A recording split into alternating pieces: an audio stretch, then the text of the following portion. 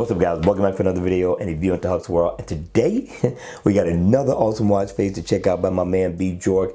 Listen, keep your eye on this guy because this guy is definitely on the rise. Now, the name of this watch face is called Workout Clean Version Invert. I like this look. Yes, it's a white watch face, but it's worth having in your lineup. Now, in the AOD mode, you're going to get a black and white thing, big bold digital time. You'll be able to see some of your information at a glance with no problem. When the watch face is on, again, nice big bold digital time. You get the name of the developer at the top. It's also interactive, so if I tap on the music, I can get my music player. If I tap at the top, I can also go in and set my alarm, and you get your stopwatch right here, battery info, your goal completed so far as your steps is concerned, and you get your steps down here. It is interactive, so if I tap on the date, I can pull up my calendar. If I tap on my steps, I can pull up the step status. So this is definitely a nice look. Get your heart rate. You get everything you can need out of a watch face. And yes, people, it is white, and everybody needs one.